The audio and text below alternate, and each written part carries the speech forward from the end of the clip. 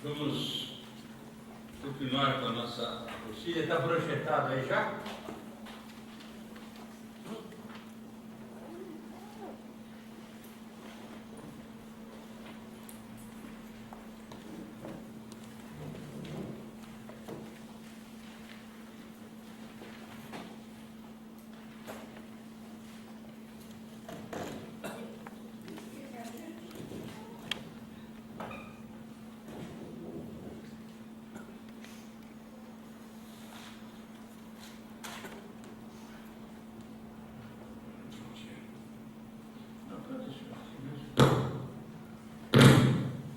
Alô, alô. Então, nós estamos vendo ainda alguns elementos introdutórios a respeito de Apocalipse.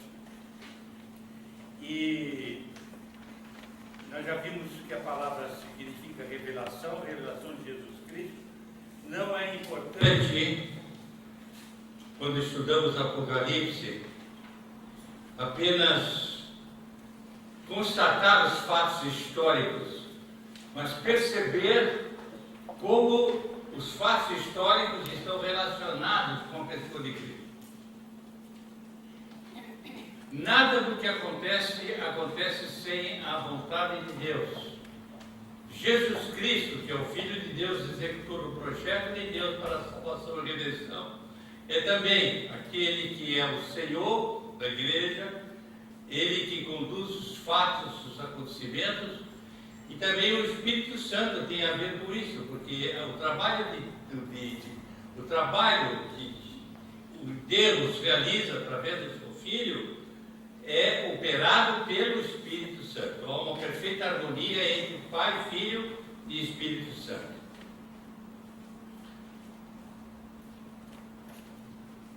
Abramos Apocalipse capítulo 1 novamente, para considerar exatamente essa expressão importante que nós mencionamos na última aula, que é revelação. Apocalipse, revelação de Jesus Cristo. Não é apenas contar a biografia de Cristo, mas é analisar os fatos históricos, acontecimentos no mundo, através da pessoa de Jesus Cristo. Revelação de Jesus Cristo que Deus lhes deu para mostrar aos seus servos as coisas que em breve devem acontecer e que ele, enviando por intermédio do seu anjo, notificou ao seu servo João.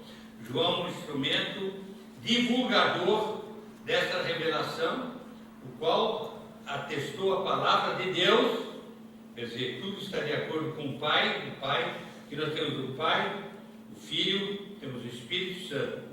A palavra de Deus, testemunho de Jesus Cristo contra tudo que viu. Bem-aventurados aqueles que têm, aqueles que ouvem as palavras da profecia, sentido profético do livro, né? O livro tem um sentido eminentemente profético, porque ele profetiza os acontecimentos a partir do Calvário até o estabelecimento do estado da eternidade, passando pela história da igreja do mundo, passando pelo período da tribulação, quando a igreja já está arrebatada, e seguindo aí o milênio e afinal o estado eterno, né? Esse é o quadro geral que você já deve ter memorizado dos acontecimentos, e nós vamos ver esses acontecimentos relacionados com a atuação de Cristo no mundo, né? A igreja, o Calvário, a igreja, o arrebatamento da igreja, o período da tribulação, 7 anos, 70ª semana, e depois o estado da eternidade, o julgamento do trono branco e o estado eterno. Isso nós já apresentamos na primeira aula. Na aula passada, então, nós estamos falando sobre isso, a revelação de Jesus Cristo. Você podia virar aí, por favor, vai para a página primeira.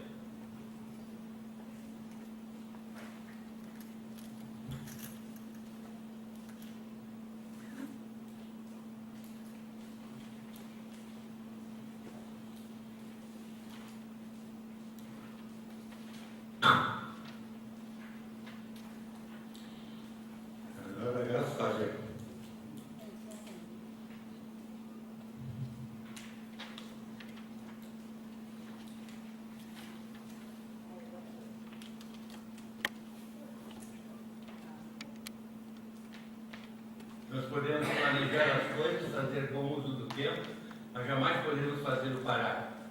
O tempo vai seguindo, vai acontecendo. Como não há esforço humano capaz de parar o relógio da história, cada dia que passa, mais nos aproximamos dos dramáticos acontecimentos narrados nas Sagradas Escrituras. O sol escurecendo, a lua tornando-se sangue, os símbolos complicados, difíceis de interpretação, as cenas até consideradoras que predizem o futuro, os cavaleiros, anunciarem peste, fome, morte, besta, e as suas blasfêmias contra Deus, seu povo, as imagens confusas que amedrontam, as expressões que, ao estudar a profecia, nos deixam confusos, tudo isso que faz do Apocalipse um livro que vale a pena ser lido, um livro que não pode deixar de ser estudado. O Apocalipse é baseado numa detalhada explicação dos discursos aqui de Jesus em Mateus 24, Marcos 13 e Lucas 21. Esses três trechos dos três evangelhos são trechos paralelos, são trechos referidos ao mesmo fato. Aí Mateus 24 é mais amplo, e vamos ler agora. As expressões usadas têm um simbolismo muito idêntico ao usado pelos profetas Ezequiel e Daniel. Muito bem, depois vamos falar sobre o resto. Então vamos abrir a palavra de Deus em Mateus capítulo 24, que é um pré-apocalipse. É um livro de Apocalipse resumido. Isso está também em Marcos, capítulo 13 e em Lucas 21, de forma mais resumida. Então vamos ficar com Mateus 24. Na verdade, quem quiser ter uma noção mais ampla dos fatos, pode ler desde o capítulo 23 até o capítulo 25, 23, 24 e 25, mas o capítulo 24 é o que descreve praticamente o que acontece no livro de Apocalipse.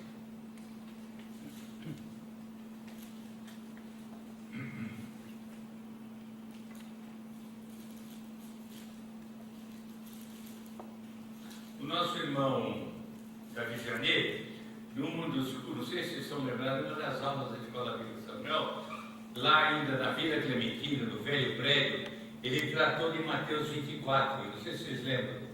Ele tem uma apostila que ele deixou, eu tenho aqui a apostila, e nós vamos ver resumidamente alguma coisa sobre isso. Mateus capítulo 24.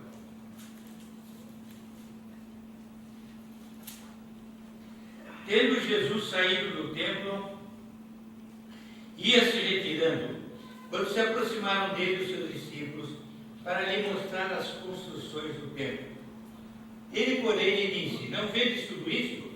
Em verdade vos digo que não ficará aqui pedra sobre pedra que não seja derribada. Aqui começa então uma exposição de Cristo sobre os fatos históricos, é profético, partindo do templo. Por que partindo do templo?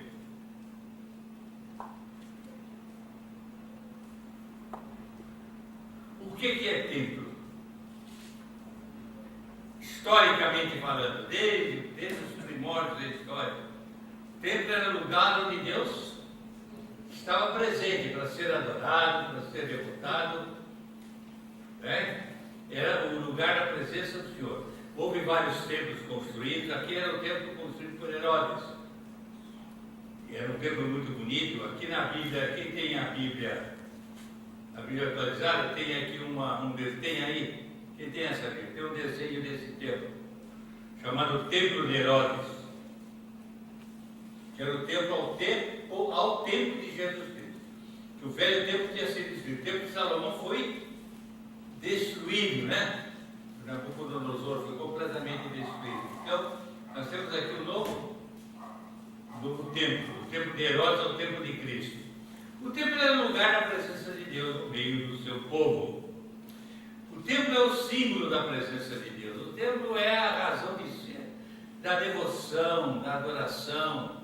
É através do templo que o povo se aproximava de Deus e recebia de Deus orientação para uma vida que fosse constante com a própria vontade de Deus. Em síntese, o templo é isso. Agora, nós sabemos que com a morte de Cristo no Calvário, o que é que aconteceu com o templo?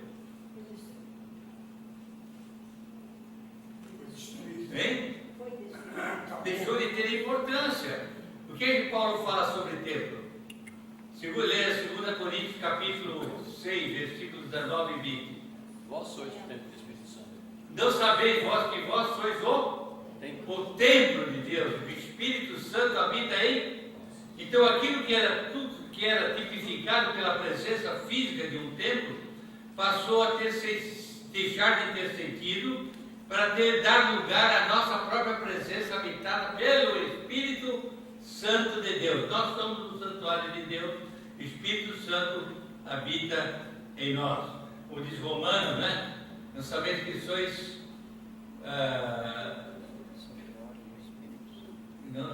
os que apresenteis a Deus o vosso corpo, né? O corpo em sacrifício vivo. O que é sacrifício vivo? Exercícios templários, né? Exercício do templo. O vosso corpo em sacrifício vivo, santuário a Deus, que é o vosso culto. Culto o que é? É a atitude que o povo presta a Deus no templo, que é o vosso culto inteligente, racional. E ele diz, então ele diz, não vos conformando com esse mundo, transformai-vos pela renovação do vosso entendimento, para que apresenteis os vossos corpos em sacrifício vivo, santo e agradável a Deus. Temos aí então uma linda descrição do exercício do templo na dispensação da graça. Hoje não tem mais importância, isso aqui não vale nada, é bonito, é gostoso, é bom de ver, é bem acomodado para a gente, tem uma boa acomodação. Aliás, o cara está ligado ao ar-condicionado, né? Lá em cima. Ali tá vermelho. Está lá em cima, só o de cima. Tá? Ah, está lá em cima, né? O ar-condicionado. Então ele vem e ele desce aqui e dá um ambiente mais agradável. O templo é algo muito importante na relação do homem com Deus. Agora, nós somos o próprio templo, porque Deus agora habita em nós pelo Espírito Santo que em nós habita. Não vos deixarei órfãos, habitará em vocês o Espírito Santo, guiará toda a verdade, vos ensinará todas as coisas. Então, eu estou querendo mostrar esse tipo de relação do homem com Deus. Antigamente, através dos templos construídos pelos homens, mesmo no modelo de Deus, começa lá no tabernáculo, no passado, quando Deus deu o modelo do tabernáculo, depois veio o templo de Salomão, depois veio outro templo construído, veio o templo de Herodes, construído por Herodes. Então o Senhor Jesus está aqui andando com os discípulos, e eles olharam aquela beleza, era uma belíssima construção, era relativamente recente, e ele diz assim: não vedes tudo isso? Não ficará pedra sobre pedra que não seja derribada. O que é que esse Senhor queria dizer com isso?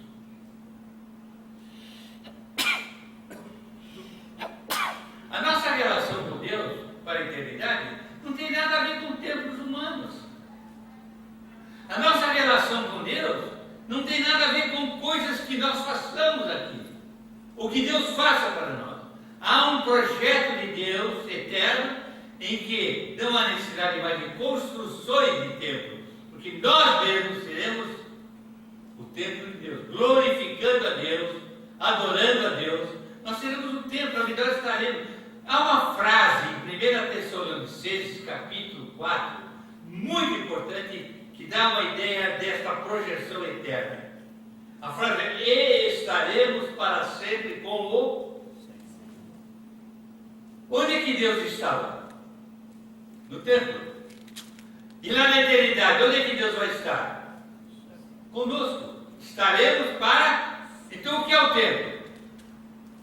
Somos nós, todo o povo de Deus. Então os acontecimentos apocalípticos nada mais são do que acontecimentos que mudam o quadro.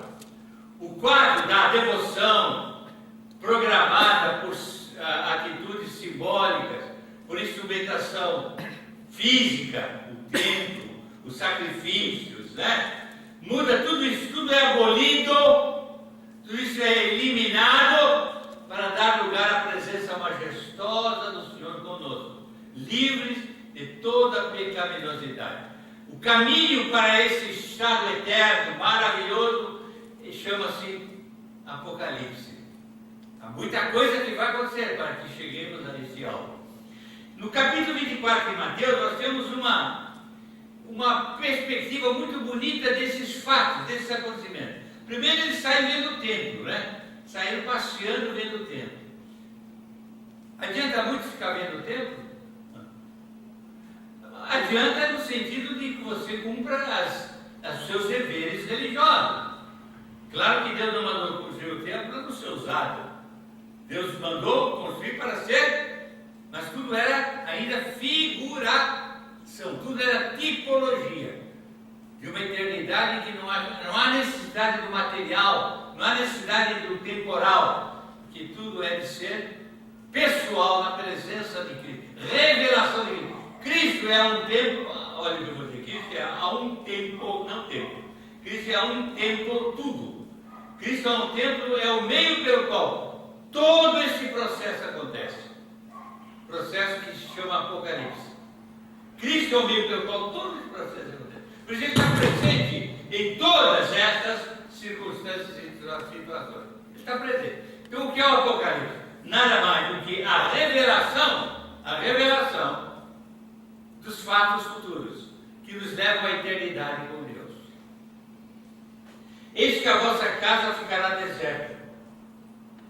O que ele quer dizer com isso? O que é o deserto? O que é o deserto? O que é o deserto? É lugar que não tem nada. Celso, você quer morar no deserto? Por que não? Aqui já está um deserto. Ninguém quer morar no deserto. Quer dizer, o templo, são todos os artifícios que Deus criou para a relação do homem com Deus. Mas tudo isso aqui é o quê? Figurativo de uma realidade muito maior, que é a própria comunhão do homem com Deus. Deus criou o homem para viver como? Em plena comunhão com Ele, lá no Éden, né? O pecado estragou tudo. Aí surgiram os templos. Aí vêm os acontecimentos envolvendo o comportamento humano. Mas Deus tem um propósito eterno, lá na eternidade. Está para sempre conosco. O Apocalipse nada mais é do que o caminho para a eternidade. A partir da igreja, por isso começa com as 7 cartas da igreja, né? A partir da história da igreja, da própria realidade. O que é a igreja? É o corpo de Cristo aqui na terra. É o resultado do Calvário. É o fruto, falei de fruto hoje. É o fruto da obra da igreja. Quem é que lembra de um versículo de Isaías que fala de fruto como obra de Cristo? Quem lembra?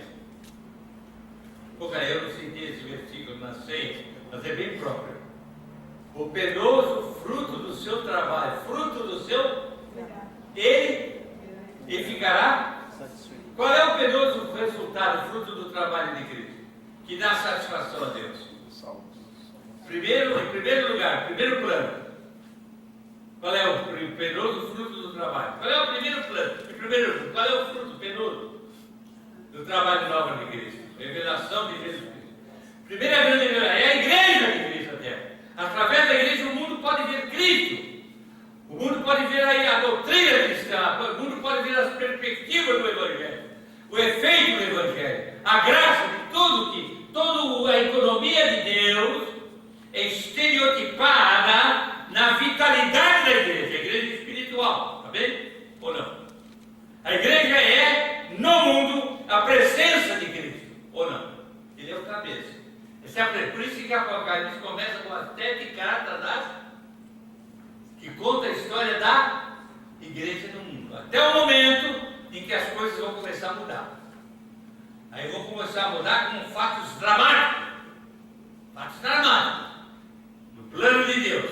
A igreja vai sair do cenário. Então quando ele diz aqui, eis que a vossa casa ficará deserta. Não adianta vocês ficarem todos felizes porque é um templo tão bonito. O templo de Herodes é uma coisa maravilhosa, é uma construção majestosa. A fama desse templo é muito grande no mundo inteiro, mas isso vai valer absolutamente nada. O Apocalipse é sem dúvida a realização da glória vinda do nada, do zero. Tudo que existe é figura, tudo que existe é tipologia. O que interessa é a realidade cristológica com o seu povo. isso que eu digo, uma das maneiras de interpretar Apocalipse é cristologicamente. Revelação de... Afinal, o que ele quer dizer com isso? Apocalipse nada mais é do que: veja Cristo, olhe Cristo, viva Cristo, esteja para sempre com Cristo. A igreja existe, mas a igreja tem um tempo, tem um período. Depois vem a grande tribulação. A igreja é tirada. O mundo vai sofrer terríveis acontecimentos. Depois vem a volta de Cristo para estabelecer o seu reino milenar. Tudo isso tem relação também com Satanás, tudo isso, né? Satanás ficará preso, ele é solto novamente, ele vem com tudo no final do milênio. Mas no final ele é totalmente derrotado. Aí Cristo vem para julgar toda a terra. E aí vem o estado da eternidade. Cadê o templo? Vai ter templo no céu?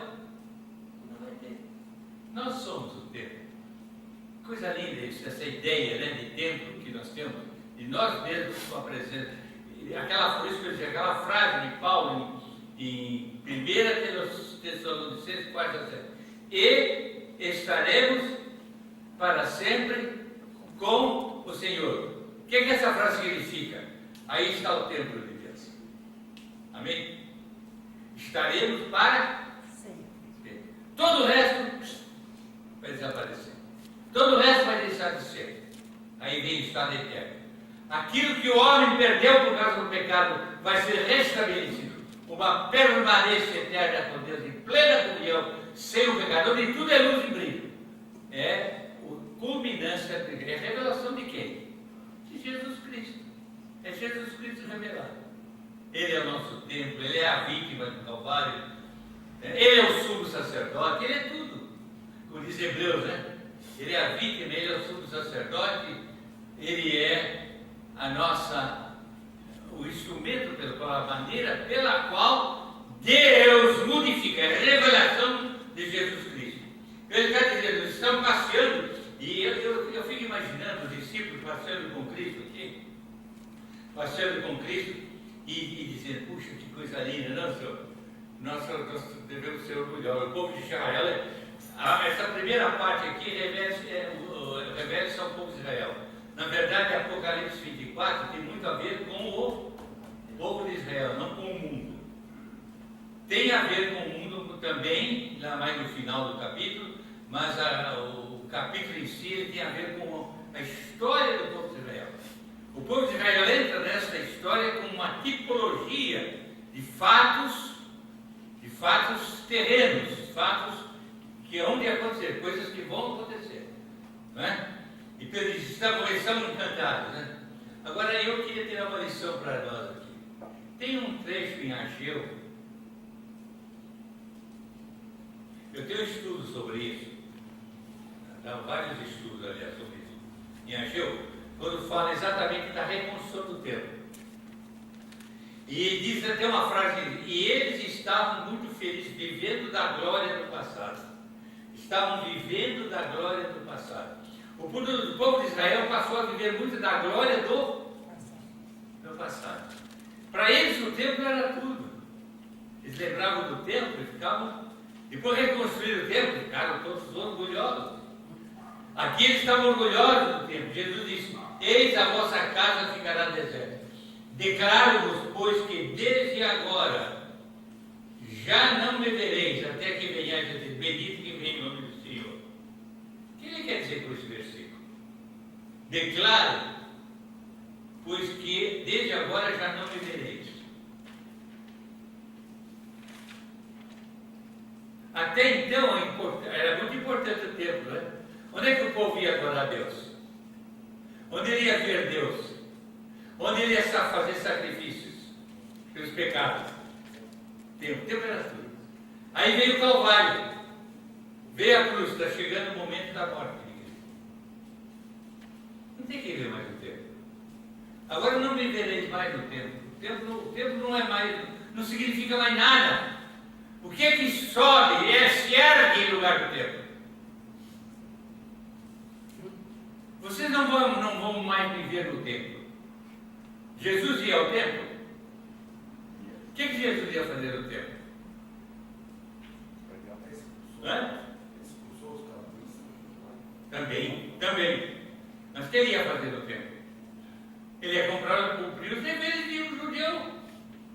Ele ia cumprir os deveres do judeu. Ele pregava nas festas dos judeus, ele falava para os judeus, ele era a realidade divina no meio do povo judeu, era a razão de ser da religião judaica, porque o que ele fazia quando ele entrava no templo? Hein? Abria as escrituras do Velho Testamento. Que importância não tinha, só que ele dizia, agora não me vereis mais. Acabou o templo. O que se ergue no lugar do templo? A cruz. O que se ergueu no lugar do templo? Hã? Ergueu-se aqui no lugar do templo, o que se ergueu? Tem um versículo que diz aí, João diz, quando o Filho do Homem for levantado, ele usou a ilustração de Moisés no deserto, quando ergueu a serpente de metal. E o que aconteceu? Todos que eram mordidos pela serpente olhavam para a serpente de metal e eram curados. Então houve uma mudança. Como é que agora nós somos curados? Como é que agora a economia de Deus se realiza para o homem, em benefício para o homem? É no templo? Não é, é no Calvário. Ali o sangue é derramado, o sacrifício, o Cordeiro de Deus que tira o pecado do mundo, ele é colocado sobre o altar. Então o templo desaparece, não me vereis mais no templo. Vocês não vão me encontrar mais no templo. Não me procurem mais no templo. Olha para mim, quando o Filho do Homem for levantado, todos atrairei a mim. Olhando firmemente, diz Hebreus capítulo 12. Olhando firmemente. Para quem? O autor e consumador. O autor é que realiza, consumador que leva até o fim. Está consumado. Autor e consumador de quê? Da minha a fé. Como é que eu sou salvo? Pelo que faço no templo? Não, pelo que eu creio nele, do que ele fez para mim. Não é o que eu faço no tempo que me vale agora, é o que ele fez para mim que me vale agora. Olhando firmemente para o autor e consumador da minha fé, o qual, em troca do sacrifício que ele estava proposto, suportou a cruz, não fazendo caso da ignomínia. Então, não me vereis mais, até que venha a dizer, bendito que vem em nome do Senhor. Esta é uma frase profética. Que profecia é essa? Qual é o momento em que essa profecia se cumpriu? Ele entrou em Jerusalém. Quando ele estava entrando. Quando ele entrou em Jerusalém para o novo reino. É o novo reino, o rei dos reis. Essa expressão, rei, reinar, realeza, é uma expressão que ele jamais perdeu. Ele não está mais no templo, mas ele é o rei dos reis. O que estava em cima da cruz? Rei, o rei dos reis, Senhor dos senhores. Então, o Apocalipse é a revelação de quem? De uma igreja, de um templo. Os fatos que acontecem revelam Cristo, o seu poder de julgar, o seu poder de perdoar, o seu poder de receber, o seu poder de amar, o seu poder de restaurar, o seu poder de julgar, como eu disse há pouco, até a eternidade. Aqueles que vão destinados à eternidade de perdição, eternidade medida. Então, eu queria tirar uma lição desse pedaço do trecho que nós estudamos. Adianta muito a minha devoção religiosa? Tem gente que diz, o templo, eu fui lá na Regatinha Mentira, lá no igreja, o templo está bonitinho. Então, não adianta eu ficar orgulhoso. Eu sei que Deus estava discipulando. Deus nos tirou lá daquele prédio que nós estamos na porta da rua e nos deu um prédio novo, um lugar novo, uma casa nova. Mas isso não muda nada. A igreja dele não estava lá nem estava aqui. A igreja dele somos nós. E que hoje nos reunimos aqui. O templo, o ar-condicionado, falei há pouco do ar-condicionado, que é tão confortável. Não significa nada. Toda essa instrumentação eletrônica, toda essa gravação que está sendo feita do que nós estamos falando, tudo isso é importante, mas o templo somos nós. Como vivemos? Como contemplamos a Cristo? O que Cristo representa para a minha vida? Qual é a expectativa que eu tenho da eternidade com Cristo? Eu estou vivendo cada dia, eu não sei, cada dia não sei se eu vou embora naquele dia. Eu acordo de manhã e disse, obrigado por mais um dia. Será que eu chego ao fim do dia? Eu não sei, de repente o coração para. Essa semana houve um desastre muito sério lá na ferrovia, vocês souberam? Houve 2 desastres, mas houve muito sério. Um motorista puxando naqueles caminhões 3 com 2 ou 3 carretas, né? Hoje eles têm aqueles caminhões ligados. Em pleno plano. De repente ele atravessa com tudo aquilo a estrada e dá um baita desastre. Aí vão ver, ele está morto na direção. O que aconteceu? Infarto. Ele está guiando, parou o coração, acabou tudo. Quando Deus tira a vida, tudo desaparece. O que não desapareceu em tudo isso para a pessoa de Cristo? Os projetos de Deus para o homem. Foi salvo, não foi salvo? Quem foi salvo, quem não foi salvo no desastre? Tudo isso depende de quê? De Cristo. Vocês não vão me ver mais, mas vai chegar um momento de bendito aquele que veio. O templo sai. A luxúria, tudo isso vai desaparecer. Mas a pessoa de Cristo aparece no seu resplendor real. A realeza de Cristo. Ele é o Senhor. Ele é o Rei. Ele dominará todas as coisas. O Apocalipse é a descrição do poder dele. Destruir o mal, Satanás, as religiões vãs, as ideias erradas, os conceitos dos homens, conceitos, os acordos que os homens fizeram, a besta, o falso profeta, o poder político, o poder religioso, aquele triunvirato diabólico. Qual é o triunvirato diabólico? O Satanás, o falso profeta e a besta, a religiosidade que se une com a besta, poder político. Esses poderes são destruídos por ele. Eis que vem, bendito que vem em nome do... Quando aquele povo fez Jesus entrar na cidade, proclamado como rei, não estava percebendo, estava dando prenúncio à nova era. Não a nova era, essa que está aí.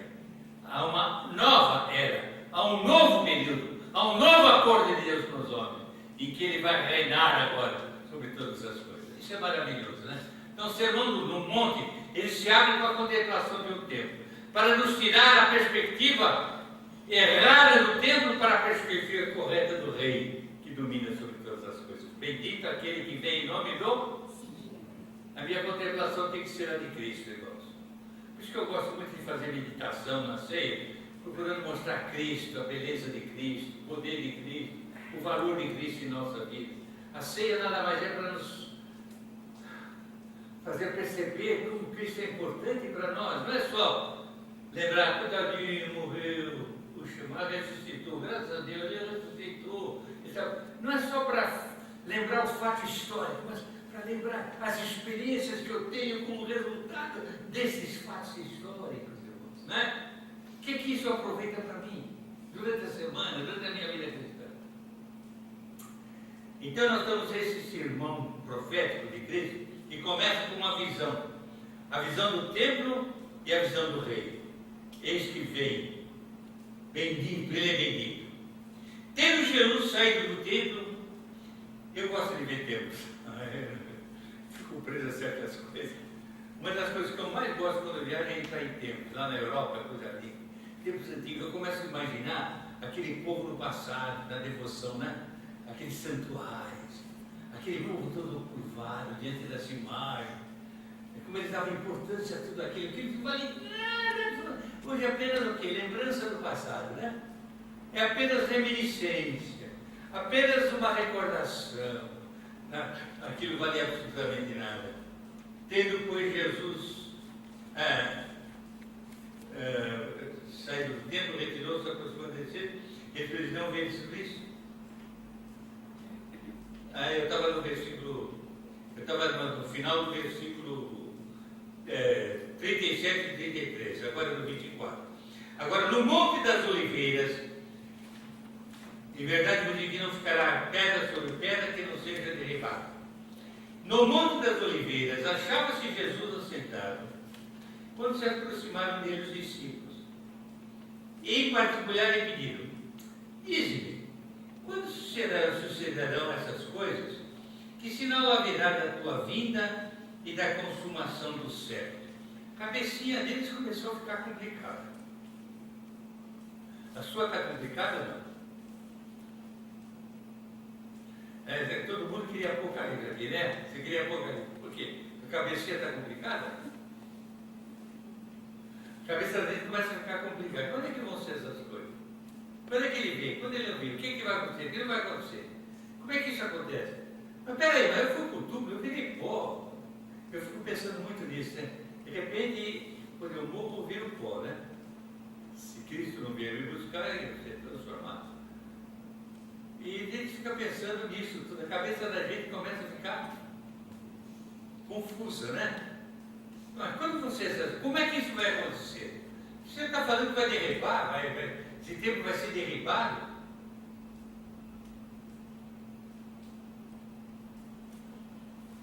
Não vê tudo isso? Verdade, não ficará pedra sobre pedra que não seja derribada.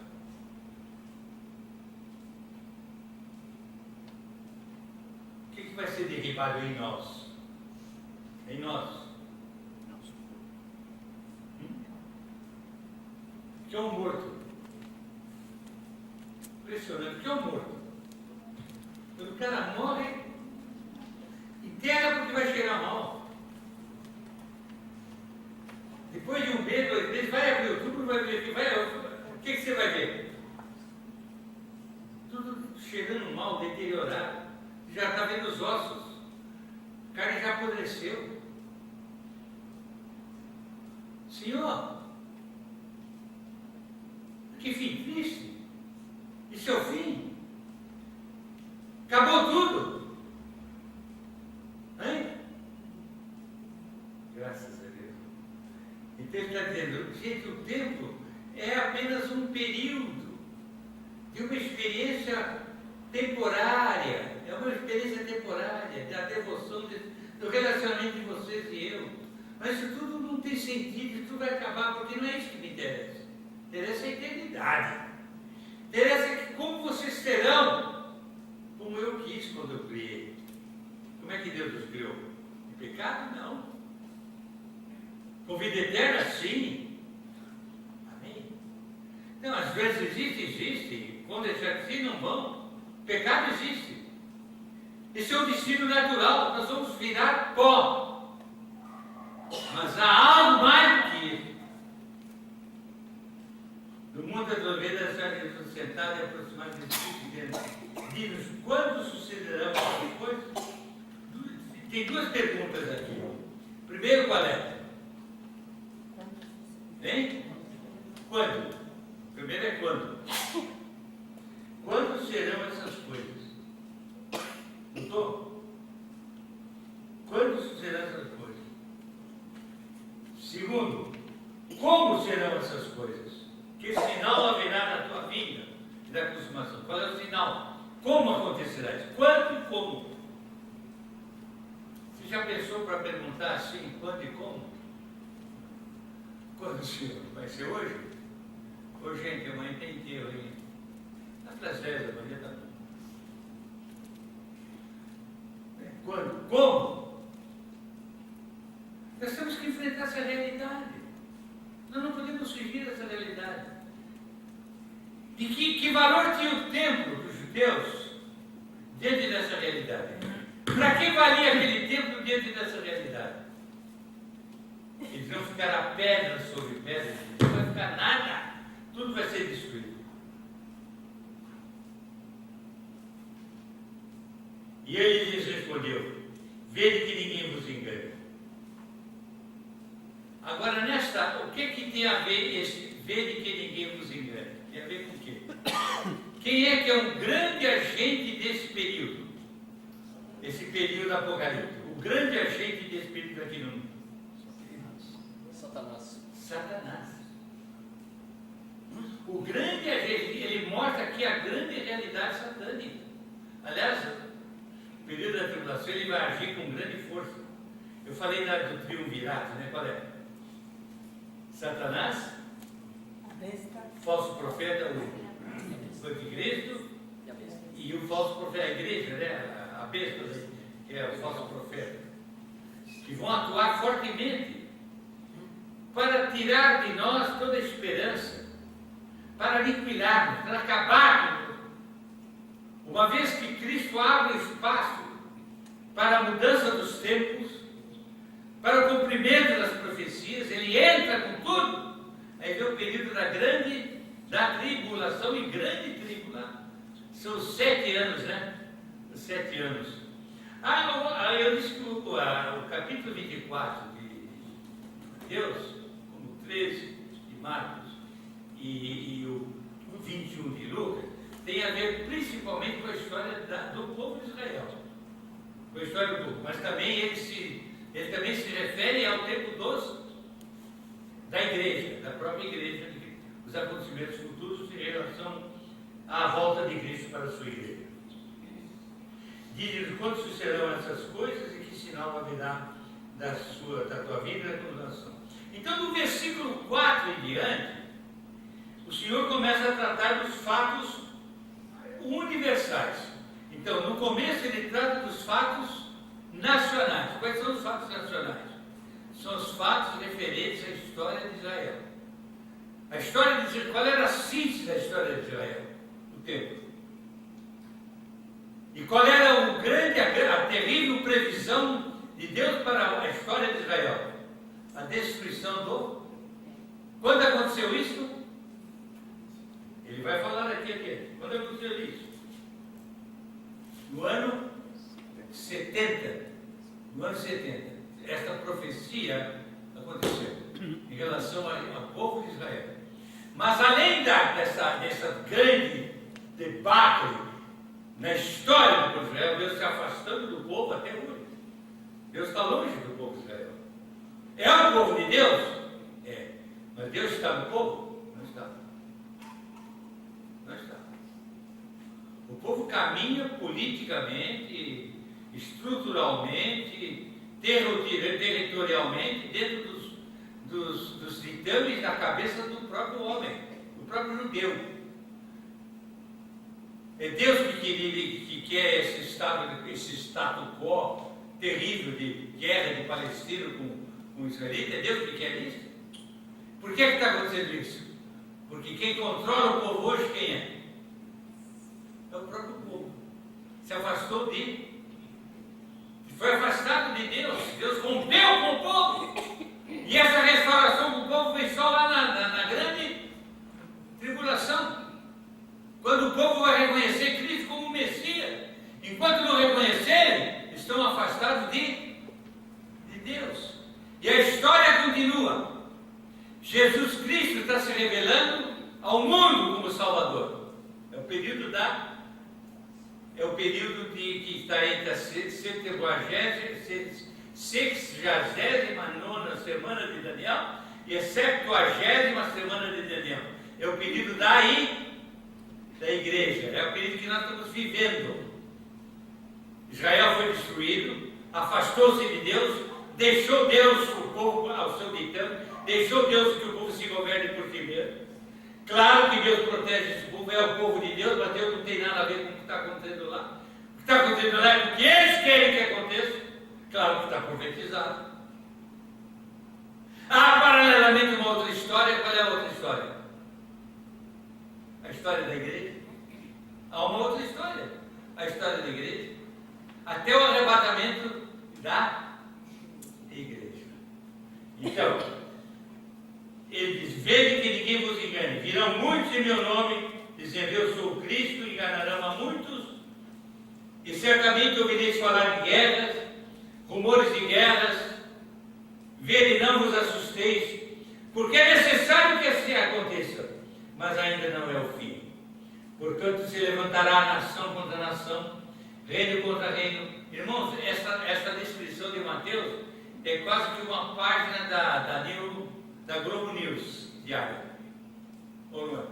Eu assisto muito a Globo News. Eu gosto de ver muito a Globo News, porque ela conta tudo, né? Ela conta tudo. No mundo inteiro. E eu fico analisando esses fatos e vendo as Escrituras e vendo como as coisas estão acontecendo. Deus se afastou dele do homem. Deus deixou o homem seguir o seu próprio. A única coisa que Deus está fazendo nessa dispensação da graça é proclamando o Evangelho, através da igreja, através do testemunho dos seus filhos. O Israel perdeu razão de ser, como importância histórica, perdeu razão de ser. Ele existe, é preservado por Deus, que é o povo de Deus, até o ponto em que eles vão se unir com Satanás, com os poderes diabólicos. Mas depois eles vão ser perseguidos terrivelmente no período da grande ira, né? O final da grande tribulação. E aí eles vão reconhecer o Messias.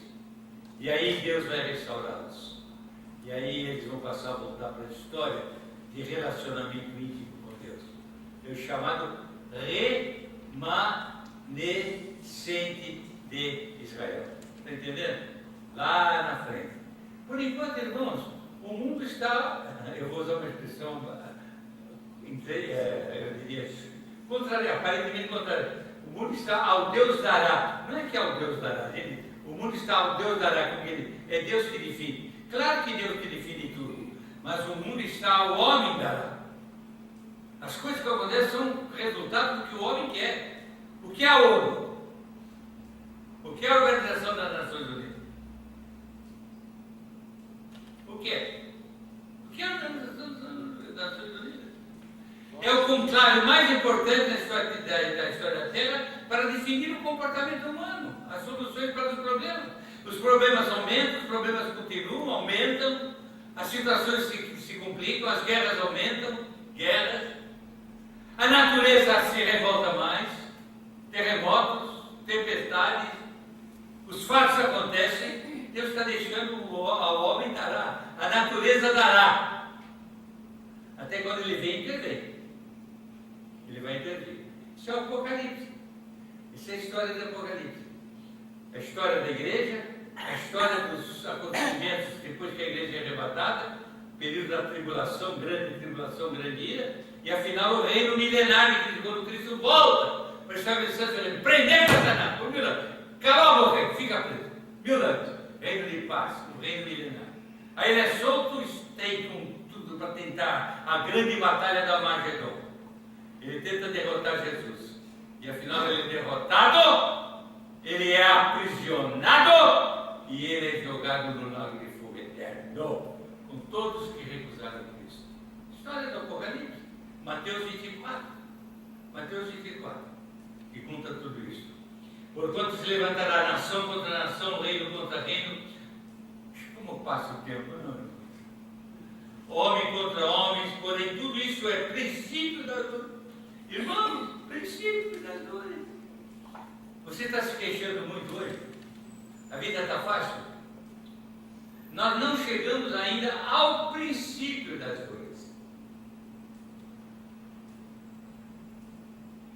Nós não chegamos ao princípio das... Agora eu vou fazer uma pergunta, mais tarde vamos ver isso com mais detalhe. A igreja vai passar pelo período da tribulação? Onde acontecem as dores? Então nós não chegamos ao princípio e já as coisas não estão boas. Nós estamos nos arredores dos grandes acontecimentos apocalípticos. Estamos muito próximos. Sim? O falso religioso, que a igreja ecumênica vai passar para dentro. Já está aí, né? Aliás, essa semana, ontem eu vi uma notícia, o Papa está trabalhando seriamente, inclusive não só com a Igreja Católica, ele está tentando se ligar a todos os movimentos chamados cristãos do mundo e religiosos do mundo para o grande acordo ecumênico.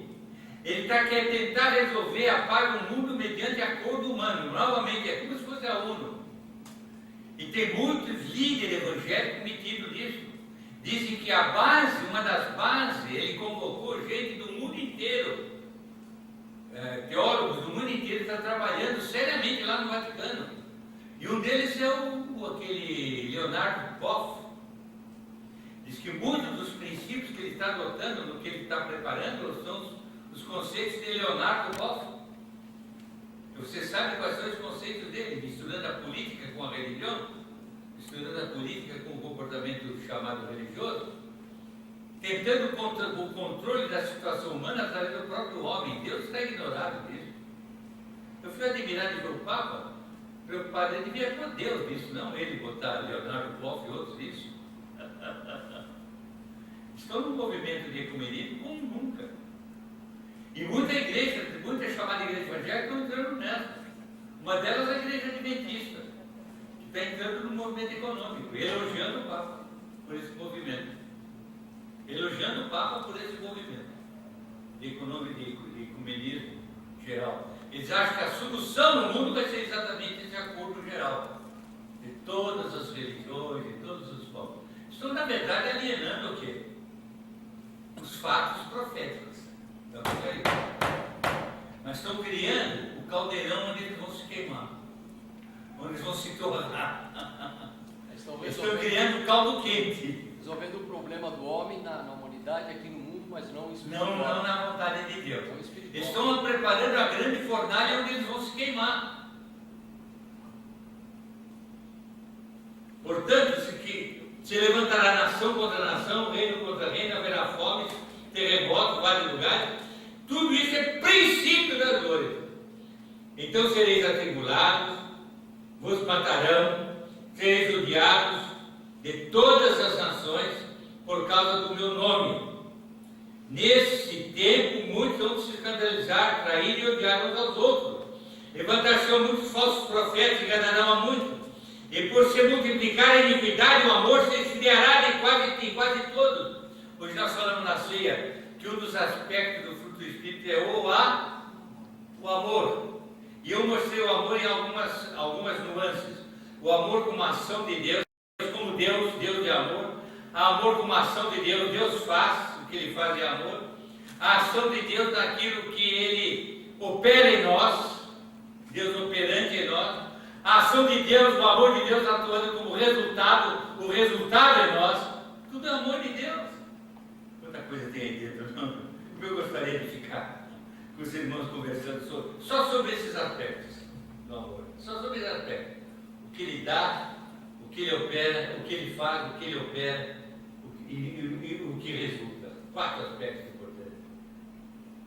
É o amor. Deus é amor. E o amor vai esfriar. O que quer dizer o amor vai esfriar? Deus vai deixar de existir para o homem. Deus para o homem não vai ter. Fica aí, vai, cuida do céu e da terra, cuidamos de nós. Alienação de Deus. Cada vez mais acentuada. Não é o que está acontecendo hoje? Vai ver quantas pessoas tem nos templos evangélicos hoje no domingo. Vai ver. Qual era a frequência no meu tempo de criança das igrejas evangélicas? Lotadas. Talvez você ainda não se lembra disso, mas talvez você se lembre, se que é mais velho. As igrejas eram muito mais cheias nos domingos, ou não é? Qual é a posição hoje? Como é que as igrejas estão? Não é só os irmãos, não, irmão. Vai ver a Igreja Unida, vai a Catedral de São Paulo, vai ver a Igreja de São Pestana. Vai ver o Alameda Xaxaú, que é a igreja do nosso irmãozinho aqui vizinho, uma das maiores igrejas de São Paulo. Ele já me falou, tem domingo que tem lá 20 pessoas. Templos enormes. O amor vai esfriar. Deus do lado. Deus alienado. Aqui está a profecia de Mateus sobre os acontecimentos apocalípticos. Isso vai acontecer em Apocalipse. Nós vamos ver em Apocalipse. Vamos ver acontecendo em Apocalipse. Levantar-se um falso profeta, outra área. Até aqui nós vimos acontecimentos de relacionamento dos povos. Aí então temos guerras, nação contra nação, reino contra reino. Então são acontecimentos políticos, né? Tem acontecimentos políticos, de relacionamento do homem.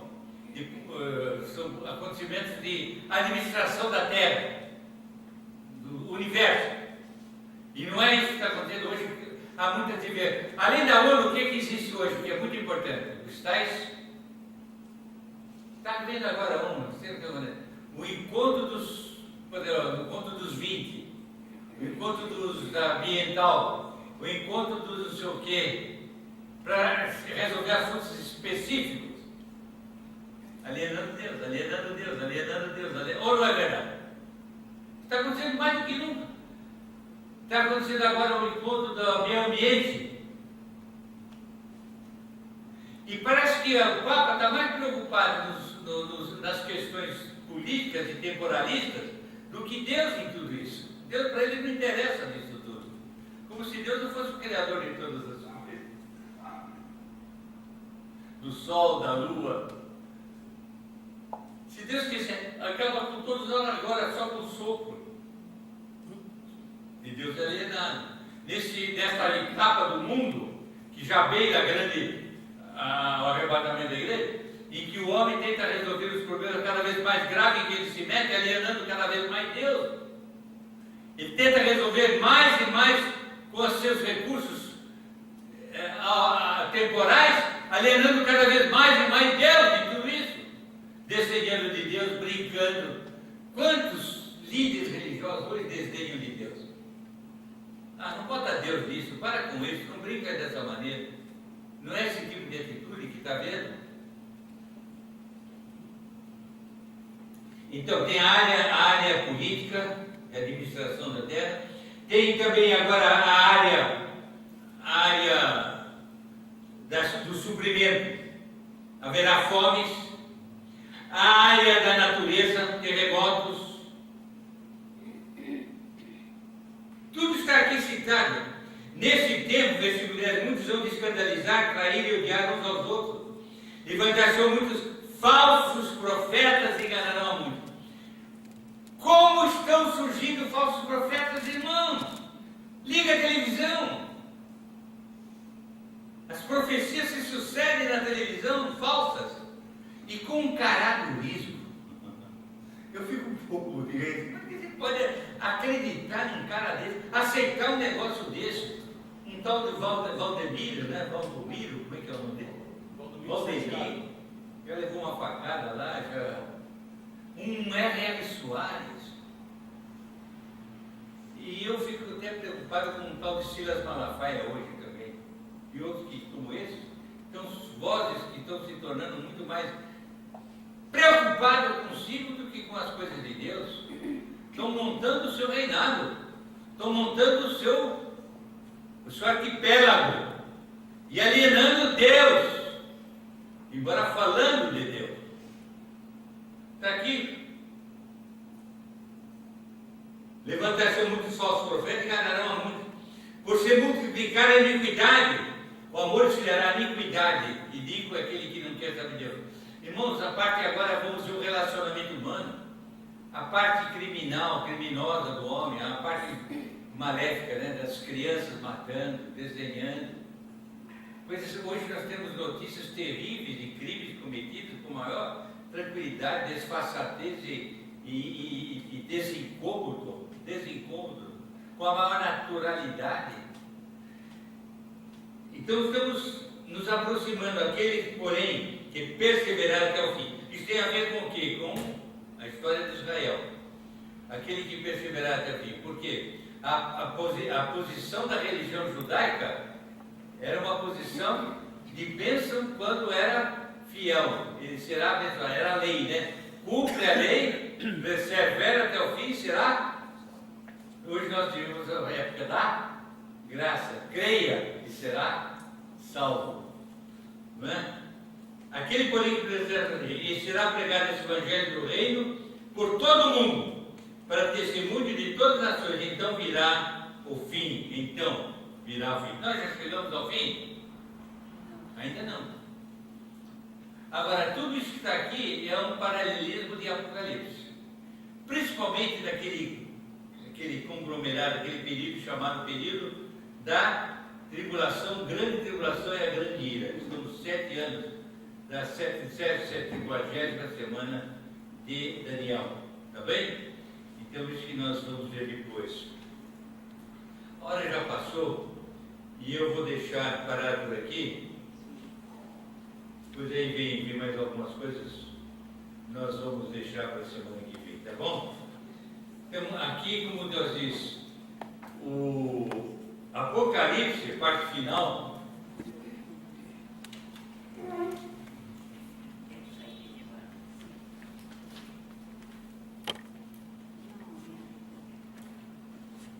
Quando eu preciso, ele não funciona.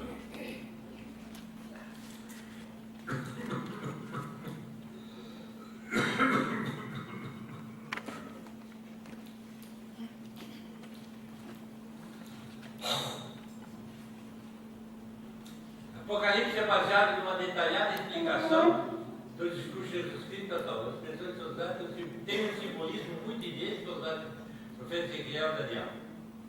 São dois profetas que também caminham muito paralelamente com o Apocalipse.